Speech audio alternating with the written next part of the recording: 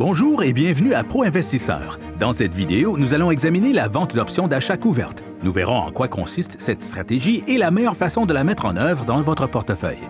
Nous avons déjà mentionné qu'à la date d'expiration, il faudra honorer le contrat ou le voir expirer sans valeur. Mais y a-t-il une autre solution? Examinons quelques scénarios. Premièrement, l'option que vous avez vendue est dans le cours et à la date d'expiration, vous honorerez les contrats et vendrez vos actions au prix d'exercice. Deuxièmement, si l'option est dans le cours, mais que vous ne voulez pas vendre vos actions, vous pouvez liquider votre position sur option et vendre un nouveau contrat avec une date d'expiration ultérieure. Il y a donc une sortie de fonds pour acheter l'option, puis une entrée de fonds du nouveau contrat que vous êtes en train de vendre. C'est ce que nous appelons une opération de reconduction à cours majoré. Vous pouvez aussi résilier le contrat et choisir de ne pas le reconduire si vous pensez que le titre présente un fort potentiel de hausse. Cependant, la résiliation de ce contrat pourrait vous coûter plus cher que la prime perçue au moment de le vendre. Troisièmement, que se passe-t-il si l'option expire sans valeur? Dans ce cas, vous conservez les actions et vous pouvez choisir de vendre un nouveau contrat et de recommencer le cycle. Alors, comment sélectionner le prix d'exercice? Quel que soit le prix d'exercice, il y a un compromis entre le potentiel de plus-value de l'action et le revenu généré.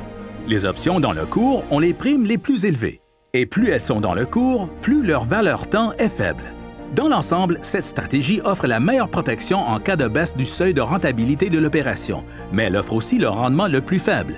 Ces contrats offrent la plus grande probabilité que l'option soit exercée au plus tard à la date d'expiration. Autrement dit, il y a plus de chances que vous ayez à céder vos actions.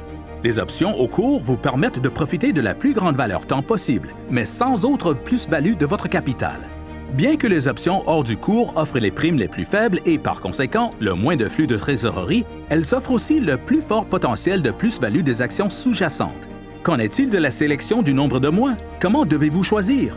L'option qui expire plus tôt a une prime plus faible, un rendement annuel potentiellement plus élevé si vous pouvez la reconduire régulièrement et un niveau de protection plus faible.